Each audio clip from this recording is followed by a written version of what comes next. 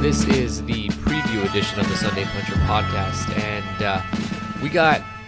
this podcast is going to be mostly previewing the week's upcoming fights, and from time to time I'll throw some opinions out there, and that's how I'm going to start this week. But we do have a lot of action this week. We have three very good cards. The first one is in Russia. We have a good one featuring two undefeated prospects in the UK, and then obviously the Bradley Rios, which I'm sure everybody knows about. That's going to be on HBO this coming Saturday. But first, I wanted to talk about Guillermo Rigondeaux. I know, controversial topic.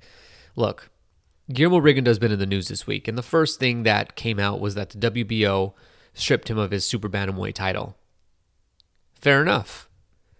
Now, this isn't like the WBO stripping Floyd Mayweather of the WBO welterweight title about 20 minutes after he won it from Pacquiao, mostly because the WBO likes to put their titles on top-ranked fighters, or Frank Warren. You know, it seems like Frank Warren's fighters have been getting a lot of opportunities with the WBO. And the other thing is the WBO is a business. They want to make money. Fair enough. Who doesn't want to make money?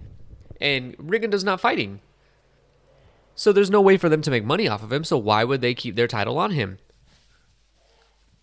Now, the other thing is, they're coming out and saying that the snakes in Rigondeaux's career have ruined it, or something along those lines. A little dramatic. And here's the thing. It's not the snakes out there in Rigondeaux's career. It's not that people specifically have it out for this guy. No. You know why Rigondeaux's career has gone the way it's gone? Because of Guillermo Rigondeaux. Look, when you turn down offers from promoters, when you refuse to alter the opinion that fans have of you, that general opinion that people have of him, that's on you. You cannot blame the fans or the promoters or anything because people don't want to tune in to watch you. And look, there are people out there, the Rigondeaux defenders, I love them. And I'm not a hater of Rigondeaux. In fact, Rigondeaux versus Donaire is one of my favorite fights to watch. I'd rather watch that than Gotti Ward or something like that. I think that's a masterclass of beautiful boxing. I enjoyed Rigondeaux's fight with Amagasa. I thought Rigondeaux was idiotic to try to trade at that point and let his heart push him through those rounds. He looked like Gamboa there, and that's not typical of Rigondeaux. And he paid the price, but he came back and ended up stopping Amagasa. But the thing is, what is it going to take for Rigondeaux to change the general consensus of him? You can ask that question with a lot of fighters. Amir Khan, how long is it going to take, or what does he need to do for people to view him differently other than the guy who gets knocked down all the time, a guy who has no chin? See, those opinions that people form, the general opinions, they're so difficult to be altered. PBC and Al Heyman have this reputation for putting on mismatches week after week, yet some of the best fights that we've seen all year, at least on paper, PBC has put on terrific fights. And yet the opinion out there, which is frustrating to hear, but the opinion out there is that they're putting on mismatches. Meanwhile, we're watching Kovalev versus Mohammedi. We're watching Gonzalez versus Viloria. How you do change it, and there's no formula, but one way to change it, and we've seen this happen with Timothy Bradley. How you change it is you do something drastic. Because Bradley, before his fight with Provodnikov, was one of the most hated fighters in boxing. Go back. If you weren't a fan of boxing back then, or you weren't following that closely, Bradley was hated before the Provodnikov fight. I mean, even before the Pacquiao fight, people were hating Bradley because he was boring. He was a dirty fighter. Headbutts consistently in all of his fights. And whose fault was that? Was it Bradley's fault? Yeah, it was, because he led with his head. And you can kind of see the way he fights, the way he was rough and always initiating clinches. He had a style that was just unwatchable. Much like Rigondeaux, he was a boring fighter. He had no personality or charisma. There was really no reason that anybody saw for Bradley to become a star. And when he got that Pacquiao fight, people were like, are you serious? Tim Bradley, the 140-pound titleist who didn't want to fight Amir Khan because he had some promotional issues with Gary Shaw and was poached away by Top Rank.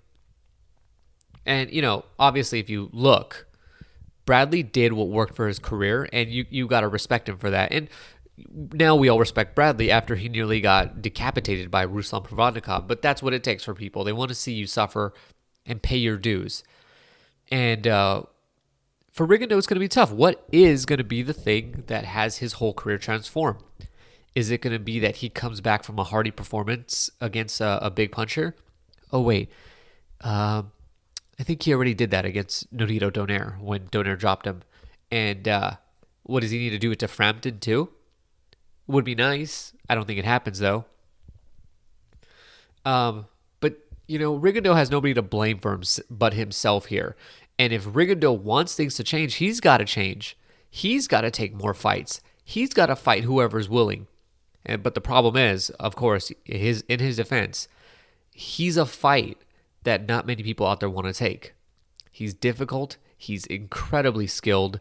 He's, one of the best pure boxers in the sport now, if not the best. So this is a tough thing for Rigondeaux. He's backed himself into a corner here, and I think the only way out is for him to do something drastic. Move up to featherweight. Fight whoever's willing. Move down to bantamweight. Fight whoever's willing there. But he's got to do something, and he's got to realize that some of those bridges he's burned, the only way he's going to repair those is to put himself at a disadvantage. And I think that's the difference maker for Rigondeaux's career. All right, so that's enough about Guillermo Rigondeaux and different types of opinions. Let's talk about some previews. Let's get down to the fights. Now, Wednesday, from Basket Hall Arena in Kazan, Russia, we have a terrific, one of the best cards that we're going to see all year down in Russia. And this fight, you can catch this on Box Nation. I think for most people, this is going to be the only way for us to watch this fight. And it's going to start at 7 a.m. here in the Pacific time. So you got to do your own time zone conversion there. And if you look at the website, I'll list the times for most time zones, or at least the ones that make sense for us. But 7 a.m. on the Pacific. All right. So let's start with Cesar Rene Cuenca versus Edward Troyanovsky. So this is going to be one of the undercard fights. And basically, if you've never heard of Troyanovsky, he's a 35-year-old super lightweight. And they're both fighting. Let me do this a little more organized, okay? So Cesar Rene Cuenca, 48 wins, 2 knockouts. He currently holds the IBF World Super Lightweight title, and he'll be facing Edward Troyanovsky, 22-19 super lightweight contender. But look, he's 35 years old. He's pretty basic. Troyanovsky fights in a in and out style. He doesn't move side to side very much. He throws a lot of punches, a lot of pawing punches. He's always trying to keep his opponents in their guard and win, at least if not win on points, at least, or if not knock him out, win on points. But see, the thing is, his effectiveness is reliant on him being able to fight at a distance that he likes. When he's not fighting at the distance, he's flat. And the thing with this fight is, I don't think Cuenca is going to give it to him. Cuenca showed against Yang that he is very smart as a fighter. He's very effective. And I think Cuenca, that is going to be the thing that Troyanovsky is going to struggle with, is that Cuenca's really skilled, especially when he's facing guys who are aggressive and a bit crude. Now, Troyanovsky's not crude, but I think Troyanovsky is going to struggle with the movement and Cuenca's his ability to get in and out of range. And look, Troyanovsky, one of the things that's really cool about this guy is that he's very calm. He's really effective when his opponents are throwing punches. He never flinches. He never looks panicked in there. He's always calm.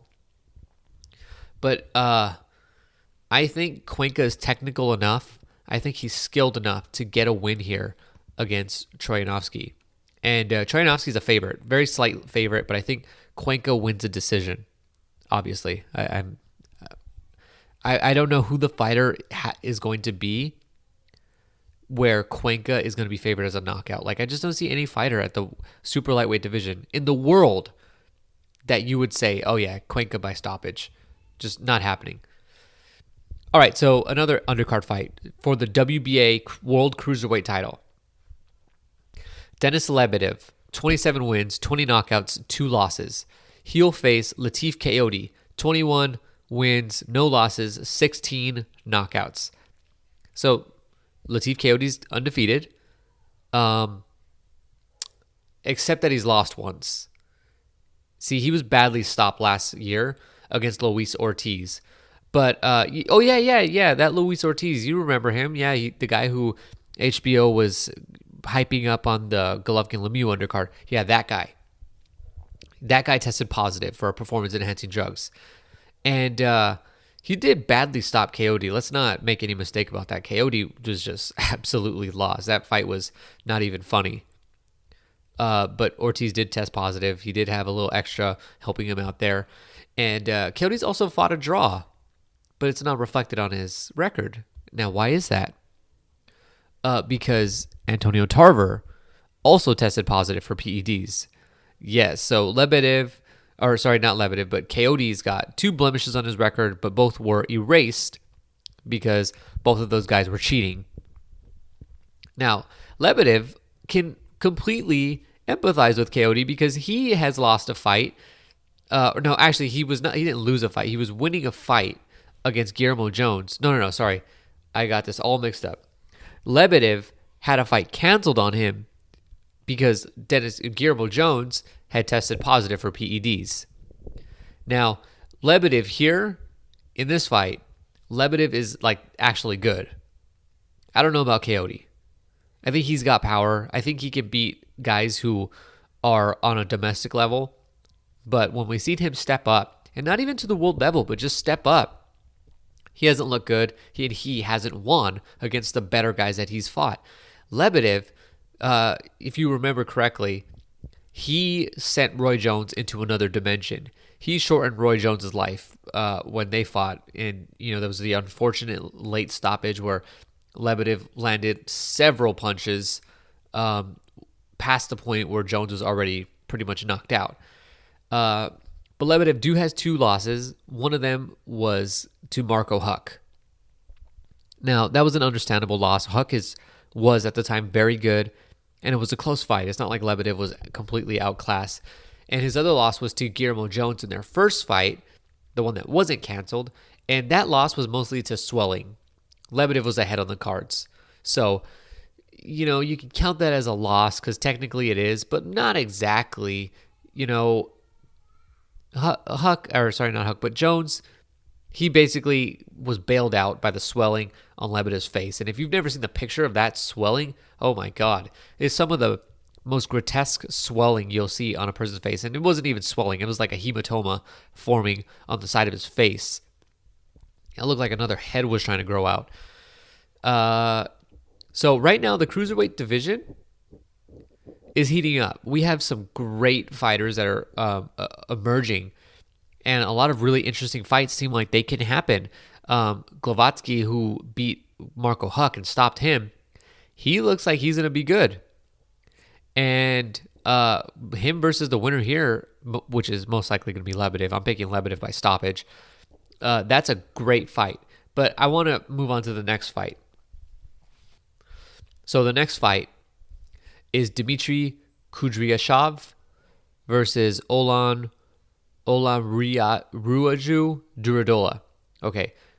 Kudryashov, 18 wins, 18 knockouts. Duradola, 21 wins, 19 knockouts, 2 losses. So right now in boxing, we need a new big puncher. Because right now, it's not Gennady Golovkin anymore. I'm sorry. I know. Everybody loves Golovkin. Big drama show. Big puncher. He stopped everybody, 20 guys in a row or whatever the record is at this point. I know that. But here's the problem. Golovkin is not knocking guys out the way he used to. I mean, it's been a long time since we've seen a Nishida knockout. Guys are getting up from his punches and just quitting now because it's not so much that the power is getting to them so much as the pressure mentally and physically.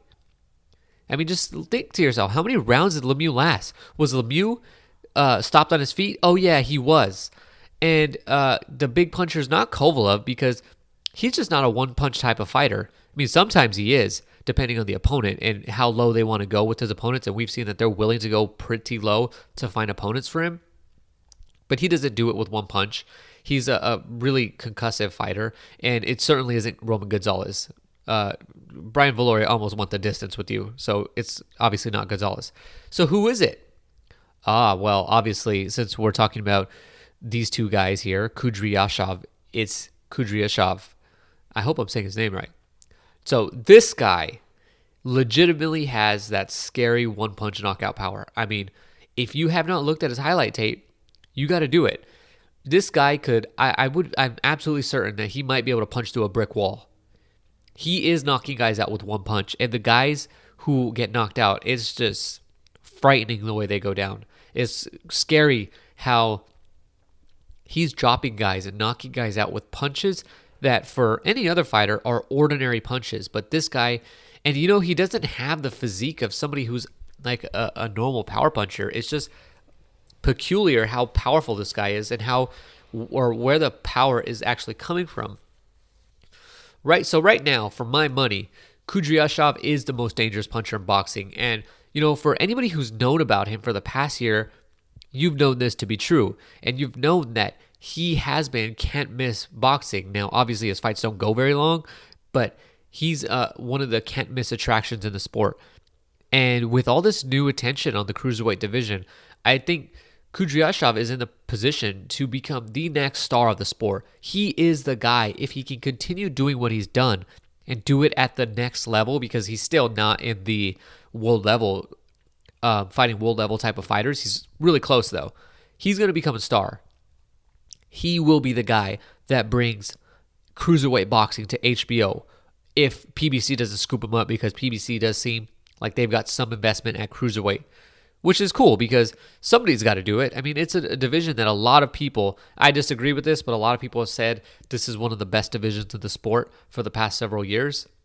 And he's the cornerstone of that. If he can be as good as we think he is, or at least score the knockouts on the high level, that's all he needs to do. He could get outboxed for 4 rounds and look like Danny Garcia did against Amir Khan. But once he lands that knockout punch, I mean, it's unreal. And look, right now for you, the listener, this is your opportunity to be a boxing hipster.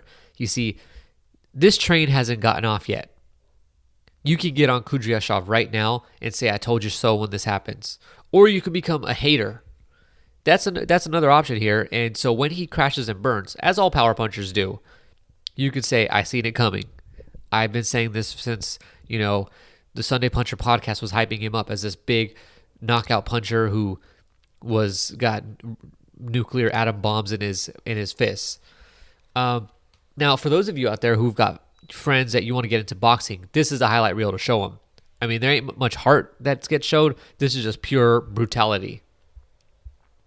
And as far as a prediction goes, Kudryashov by knockout, I don't see that streak ending anytime soon at the cruiserweight level until he starts fighting title contenders. Also on the undercard is Rakhim Shakiev against, he's 24-18-1 against Ola Afolabi, 21-10, 21 wins, 10 knockouts, 4 losses, 4 draws. He is going to be fighting, or these two are going to fight each other. They're both old. They're untested. Well, at least Shakiev is pretty untested. Afolabi's been in with some of the top guys at cruiserweight, and he's done okay. If Shakiev wins, he could be fighting Glavatsky or Kudryashov in his next fight. And let's just say this, both fights he's not winning. All right, so let's move on to the main event of this card. And it's a great fight. It's Alexander Povetkin, who's 29 wins, 21 knockouts, and 1 loss. He'll be facing Marius Wach, whose record I did not write down. But let's just say this. In shape, when Alexander Povetkin is in shape, he is a frightening little heavyweight. And I say little, I don't really mean that he's little. He's 6'2", which is kind of big, but for the heavyweight division, given the new heavyweight that we have, he's pretty small for that division. Marius Wack, he's 31 wins, 17 knockouts, and 1 loss. Just 1 loss. So what's the concern here for Marius Wack? Well, it might be that this fight is taking place in Russia. And let's just say that since losing to Klitschko, Povetkin's fought in Russia. And for some reason, this guy has been an absolute beast against every guy he's faced. We've seen just frightening power from him. I mean, this is power that, we've always known that Povetkin had power, but now he's like one punch and you're gone. So am I a little suspicious? Maybe. But let's talk about Povetkin as a fighter. So Povetkin's been a lot more aggressive lately, and it's because he's been in shape. He doesn't have the stamina issues that have plagued him in the past, or at least we haven't seen him get to that point in the fight where stamina is becoming an issue. And when Povetkin gets in his attack mode, he is an absolutely fierce heavyweight, one of the better attackers and finishers in the entire division. And Povetkin can throw in combinations. He's a good boxer. He has an amateur resume that suggests he's not just a power puncher, and he is explosive in combination. And this is something that is not new, since losing to Klitschko. He's always been very good. And I'm not quite sure if there is anything going on as far as, is Povetkin clean? But he's been very good lately. Povetkin is a former WBA heavyweight title holder. He beat Ruslan Shagaev, who held the title, and then Povetkin defended it 4 times before losing to Klitschko. And some of the guys he beat was like Cedric Boswell, Hasim Rahman, and Marco Huck, although he did almost lose to Marco Huck. That was a close fight. Kudos for Huck, or to Huck, for moving up to heavyweight after being a cruiserweight and almost beating Alexander Povetkin. See, the thing is, though, above average fighters and below, they do not do well against Alexander Povetkin, because Povetkin is he's skilled, and when he hurts you, he is just a terrific finisher, and he fights with a real malice. Povetkin is mean when he's in that ring. Now, how does Wack beat Povetkin? So the thing is, Povetkin, the one real struggle we've seen with Povetkin is when a guy has a jab. I mean, obviously, Klitschko being the prime example, a terrific jab, and Povetkin really struggled there. And the other struggle is that he's sometimes dealt with his weight, and when he's been heavy, he's had stamina issues. But the thing is that let's be honest, Wack is slow. He's aggressive, but he's really slow. Yeah, he's bigger than Povetkin. He's much bigger. He's 6'7.5". And he's got a pretty clever right hand. He chops it. It'll come down on Povetkin, which might not be something that Povetkin's used to. But do you really think that just because you're 6'7.5", you're going to trouble Alexander Povetkin? For my money, Povetkin is one of the best heavyweights in the world. He ain't better than Vladimir Klitschko, but if you take Klitschko out of the conversation, Povetkin has an argument for being the best heavyweight out there. Deontay Wilder's not in his league. And Tyson Fury, to this point, you cannot say that he's in Povetkin's league. Now, he has a ton of potential and has a high ceiling, Fury does, but nothing to suggest that he's close to Povetkin. So in his last 4 fights, he's actually fought some really good opposition.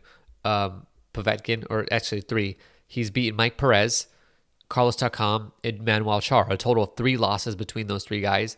And Marius Wack, since losing to Klitschko, has fought 4 times and a grand total of 38 losses.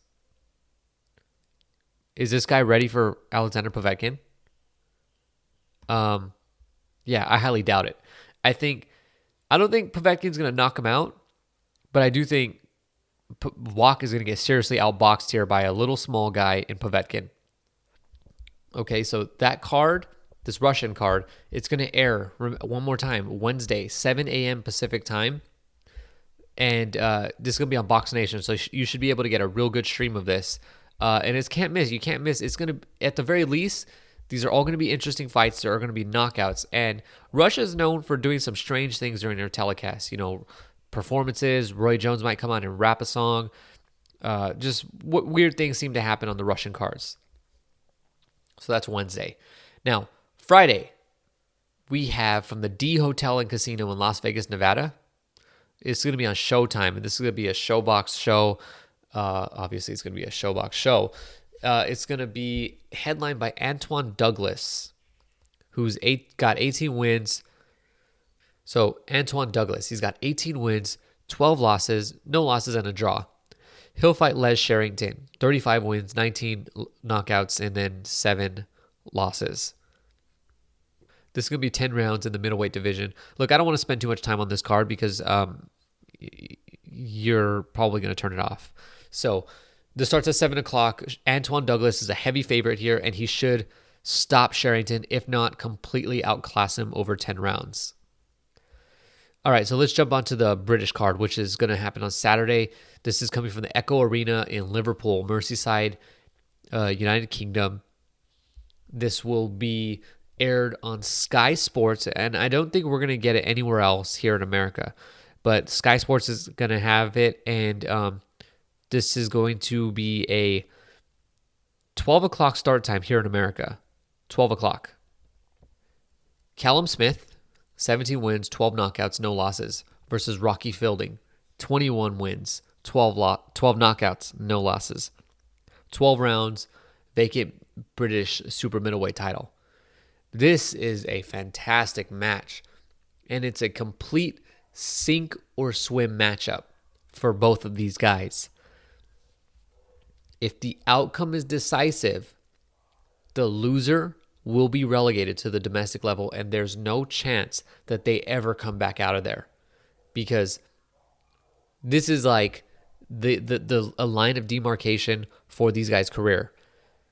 Smith is the real jewel and the real talent of the Smith family.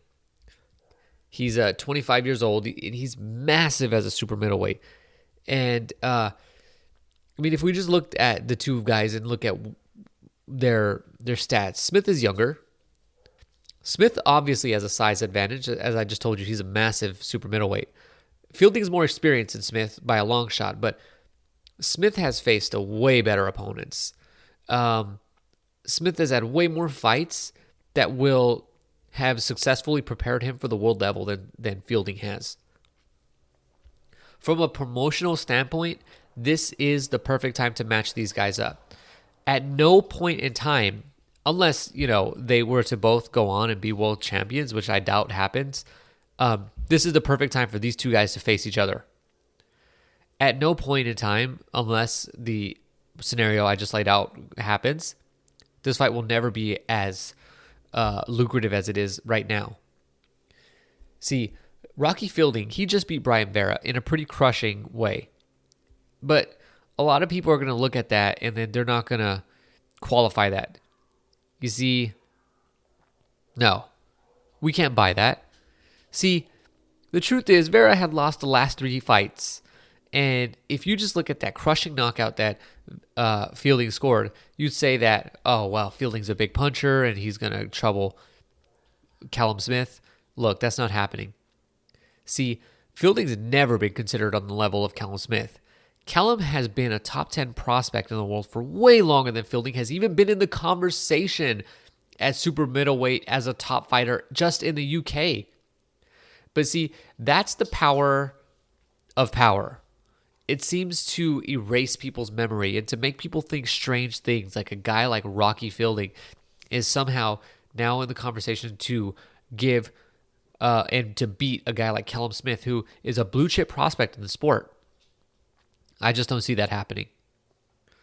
On the undercard, Scott Cardle, 18 wins, 5 knockouts, no losses against Sean Dodd.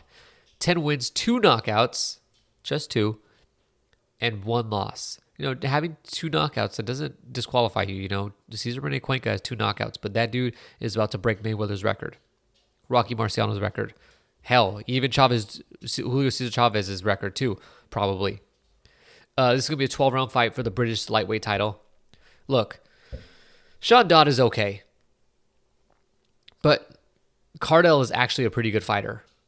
He has no power, and it's a huge detriment to him and his future, I think, at the lightweight division, especially considering that Matchroom has a little monster lurking in that division. And but really, the real preview of this fight, we need to talk about another fight. But before we do that, we do need to talk about a fight on the undercard. And that fight is Ricky Burns. Ricky Burns, the guy who almost beat Omar Figueroa. He's going to appear on this undercard. And Ricky Burns, 38 wins, 12 knockouts, 5 losses, and 1 draw. He will face Josh King, 20 wins, 9 knockouts, 3 losses. So these guys are going to do a 10-round fight, lightweight division. And look, don't sit here and try to tell me that Burns has not been put on this card for a specific reason. Look, it's really obvious what's going on. Ricky Burns, this is an Eddie Hearn special. So he's going to put 2 guys in the same division on this card. He's going to let the announcers drop hints that, these 2 guys are in the same division. It might be a good fight. Maybe that there's a potential that these 2 could fight somewhere down the road.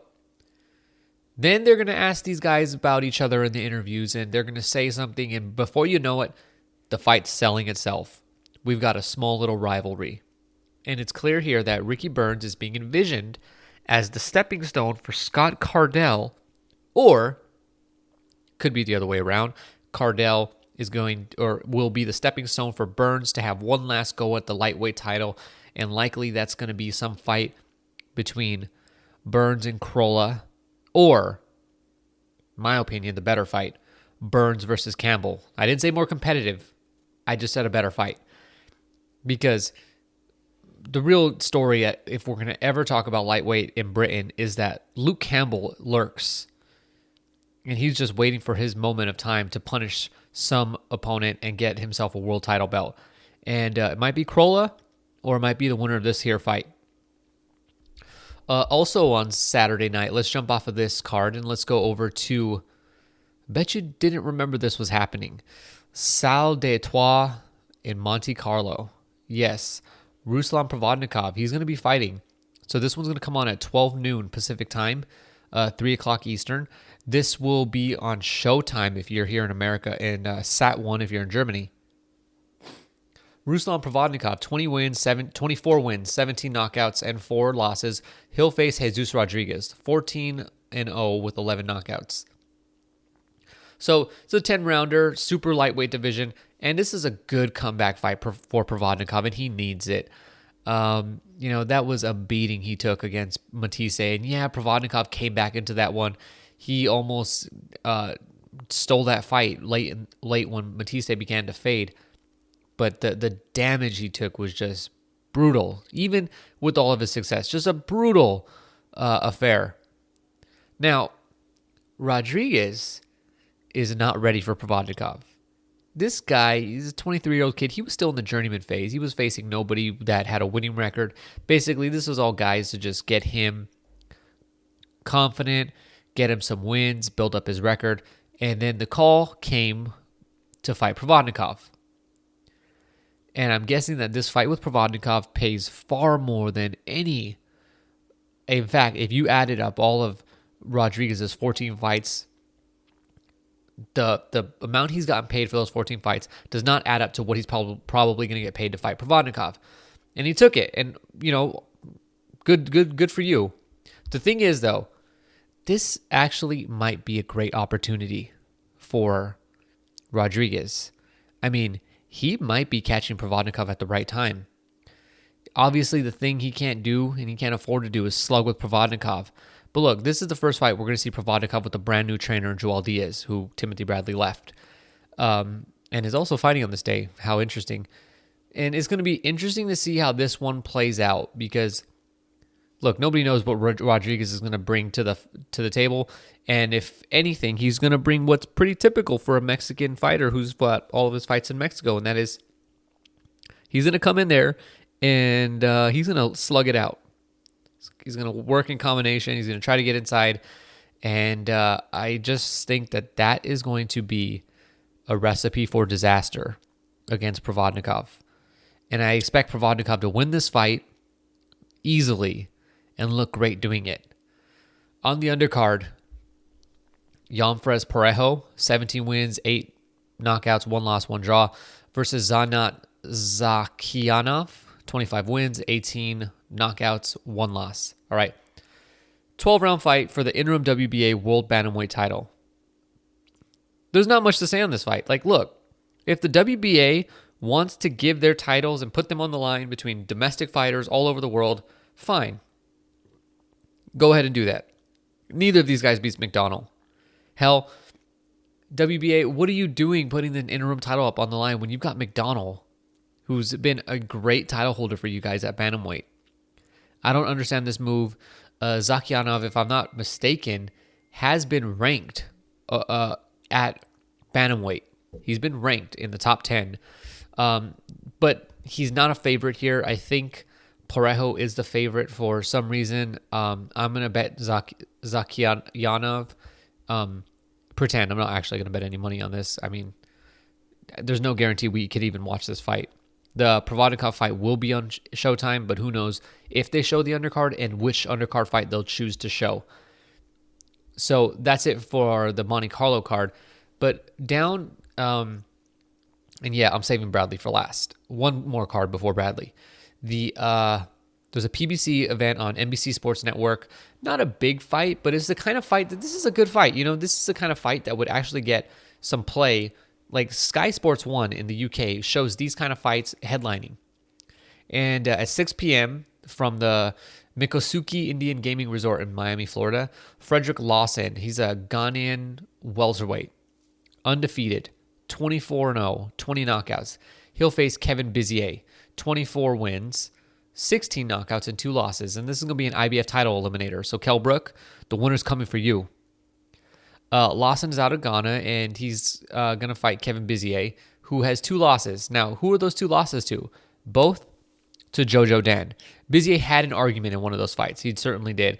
They were close fights. Bizier, you know, heading into those fights, Bizier was the undefeated welterweight prospect, and Jojo Dan upset him, and Jojo Dan ended up getting Kell Brook. He ended up getting, you know, what little success he got and recognition he got at welterweight. So that takes us to now the Bradley fight on HBO. So they're going to be doing this one from the Thomas and Mack Center in Las Vegas, Nevada. Tim Bradley, 32 wins, 12 knockouts, 1 loss, 1 draw, versus Brandon Rios, 33 wins, 24 knockouts, 2 losses, and 1 draw. Now, 7 o'clock, by the way, Pacific time, 10 o'clock Eastern. So this is going to be for the WBO World Welterweight title, which, if you don't remember from earlier, we said was stripped from Floyd Mayweather roughly 20 minutes after he had beaten Manny Pacquiao. The WBO could not stand to have a non-top rank fighter holding this title. Now look, this is a fight between 2 stubborn fighters, and it comes down to will and skill. So, will the will of Brandon Rios take over? And if it does, can Bradley's will to win weather the storms that Rios is going to bring? Or is Timothy Bradley going to rely on his skill? He has a tremendous advantage when it comes to skill to outbox Brandon Rios easily. But I'm first going to build a case here against Timothy Bradley. And I'm going to sell you on Brandon Rios.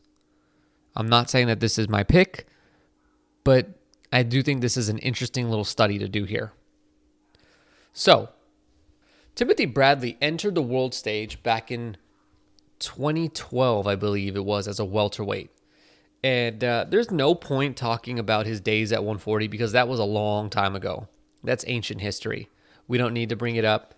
But in 2012, Tim Bradley jumped over to up to welterweight, and he scored a win against Joel Casamayor, and that was a little wink to Bob Arum, because then Bradley won the welterweight title from Manny Pacquiao. However, whatever you want to say on that fight, save it. Okay, he won. Now, he goes life and death with Ruslan Provodnikov, one of the most limited sluggers in boxing who competes at the world level. Bradley then fights Marquez and wins a narrow split decision that Marquez did have an argument for. I disagree with, I think Bradley won that fight, but if you want to argue Marquez, it's not a crazy argument to make. Arguing that Bradley won the first Pacquiao fight is a far crazier argument than arguing that Marquez won against Bradley.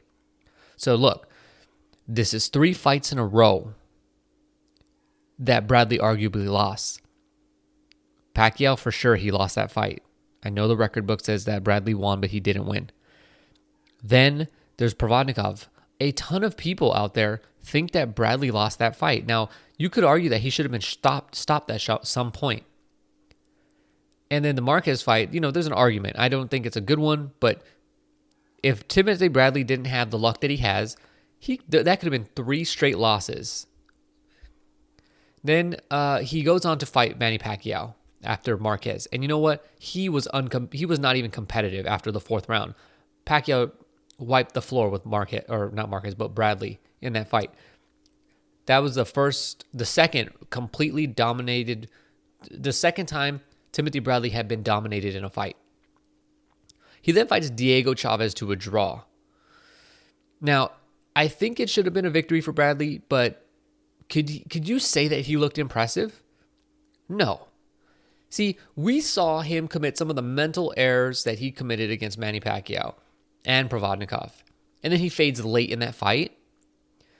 Then he goes on to outbox Jesse Vargas after, pretty close 4 rounds. But nearly dropped in the 12th round after making mental errors in that fight that he should not have been making. So let me ask you this. Be honest.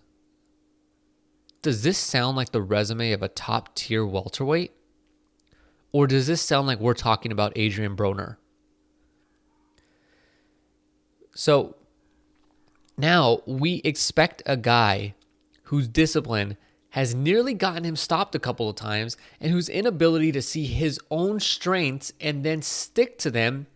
We expect this guy to win. We expect this guy who's nearly, who should have a few more losses on his record to beat a guy like Brandon Rios. If you take away that Provodnikov fight, Bradley would still be one of the most hated fighters in the sport. And in fact, if Marquez wasn't such a polarizing figure, if he wasn't such a crybaby, I think a lot more people would be willing to see his side of the story in that Bradley fight. Brandon Rios, despite all of his limitations, and there certainly are no shortage there, but he's exactly the kind of guy you want to see Bradley in with. He's exactly the kind of guy you expect to beat a guy like Bradley.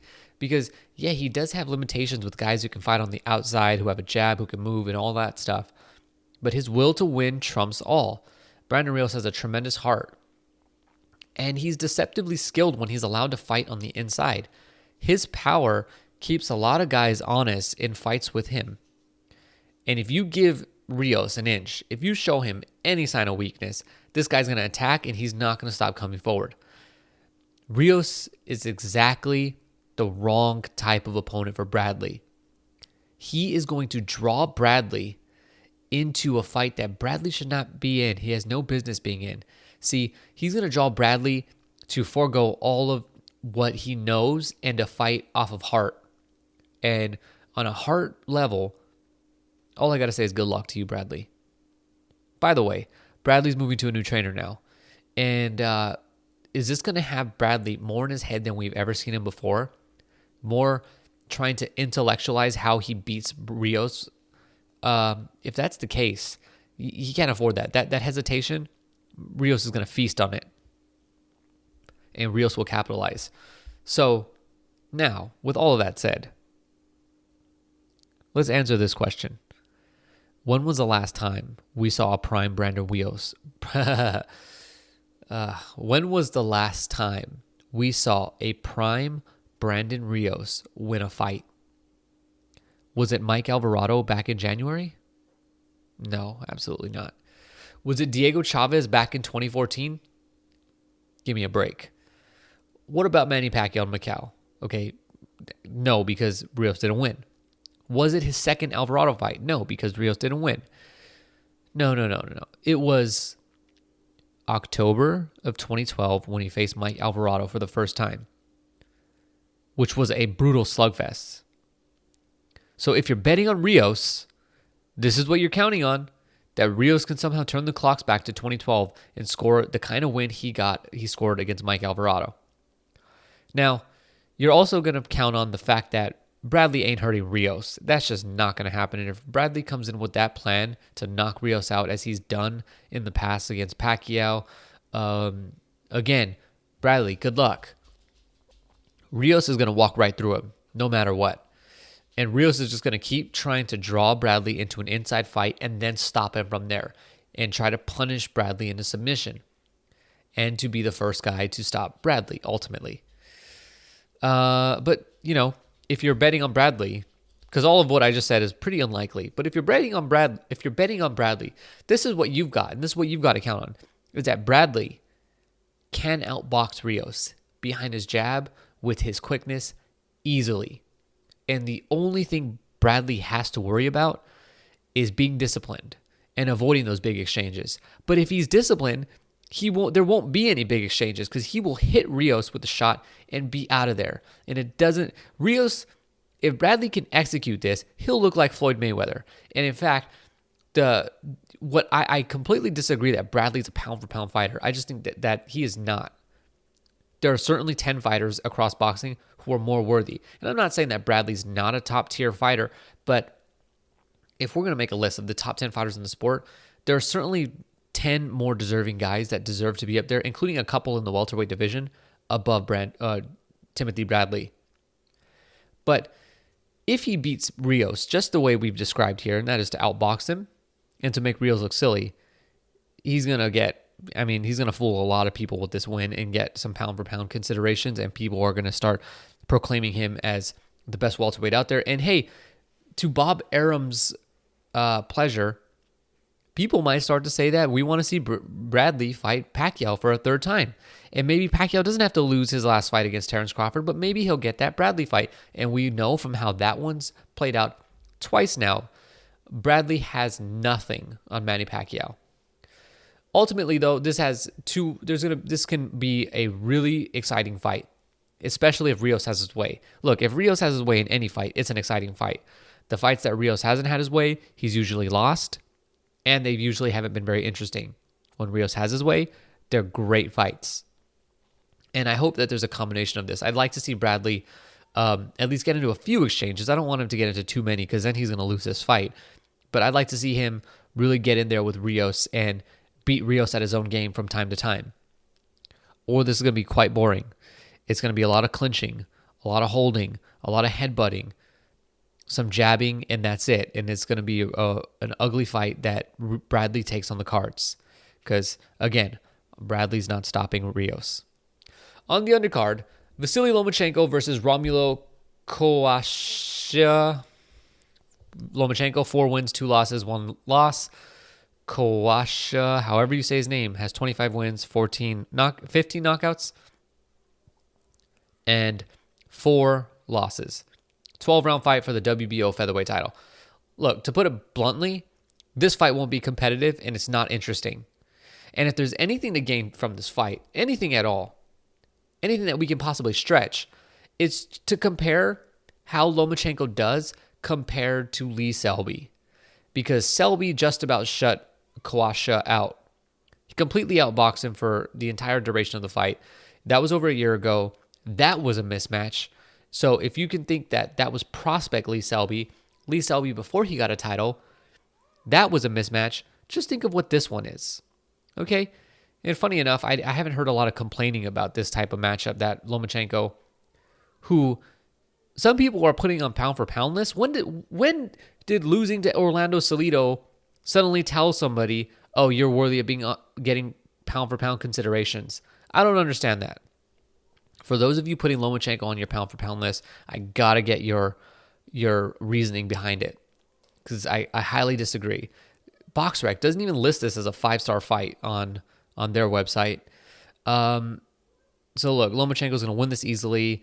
He'll, at worst, take 12 rounds to shut Kawasha out. And all this is, of course, dependent on whether the hype about Lomachenko is real. And so far, yeah, the hype is pretty real. He's an incredibly good fighter. And I'm not being critical of him at all. I'm just saying some of the things that people are saying about Lomachenko, it's quite early to be saying those things. Lomachenko is not Roy Jones Jr. He's a 4-1 prospect still who holds a world title, who might have been rushed a little too early. And the evidence for that is that he lost against Orlando Salido. One thing, though. What does Lomachenko do after this? Selby's tied up with PBC, as is Gary Russell Jr., as is Leo Santa Cruz. I mean, the options for Lomachenko are Walters and the winner of Salido Martinez. Maybe. They fought on the Mayweather undercard. I doubt that they go over to HBO. But I would like to see a Salido versus Lomachenko rematch. I think that was an interesting fight, and it would be a good way for Lomachenko to prove to the world, like, hey, I've learned my lesson. Things aren't the way they used to be. Doubtful that happens, and I don't think we see Lomachenko in a very big fight against another top-tier fighter for a year. I think Top Rank is going to take it very easy with him, and they're going to make sure that they're absolutely sure before they start to catapult him to the top. The Brigando fight's not happening, and I heard some rumors out there about a possible Oscar Valdez fight happening. The only way that happens if Valdez's handlers are crazy, or that Bob Arum really wants to cash out on Valdez. And if I'm Valdez, I don't take that fight, because you're still new, you're still pretty fresh in your development, and at some point, that's a money fight. Valdez, despite however you want to say he looked in his last fight, he's still a top-tier talent. Lacks power, but he's a top-tier talent. And that fight with Lomachenko can be sold at some point in the future. Also on the undercard is Ryota Murata, the Japanese middleweight. 7 wins, 5 knockouts. He's undefeated against Gunnar Jackson. 22 wins, 8 knockouts, 6 losses, and 3 draws. This is worth mentioning because you can watch it on toprank.tv for free before the fight. You can watch all of Top Rank's undercards online for free on their website. They're moving Murata along. I don't want to say slowly, but responsibly is what I mean. And it's the right thing for them to do. He's fighting good opponents. He bypassed the whole journeyman phase, and he's fighting guys who are really going to show him what he needs to see before he can jump up to a world title fight. And, Murata's intentions were to fight for a world title by the end of this year. He's failed, but next year I do think that it's coming, that Murata will enter the title picture in the next year. And I don't know, who knows? We might see him fight Lomachenko, or not Lomachenko. We might see him fight Gennady Golovkin at some point next year, and that's something that Murata would definitely like. He's somebody who's been expressing willingness to fight Lomachenko since before we started saying pay-per-view and Golovkin's name in the same sentence. All right, so that's it for the previews this week. I do have one announcement, and that is that I've now created a Skype account for the podcast, and this is a way for any listeners who want to come on or discuss boxing. You can get us at the Skype. Well, actually, when I say us, I mean me, because I'm the one who runs it. But you can send messages over to the Skype account, and the address is really simple: SundayPuncher Podcast. If you have Skype, add it, and you can chat and set up times to maybe even come on the podcast. Or if you want to just discuss boxing, that's what it's going to be used for. If you want to have an interaction with me, conversation about boxing, most of the time I'm always by a laptop or something so that I can respond to it. So this is it for the preview podcast this week. Coming up next, which will probably be released tomorrow, is the episode for, our normal episode, which goes over the news, the fights, recapping, and all of that stuff. So thank you for listening. Please rate on iTunes. And we'll be back next week, or I'll be back next week with previews.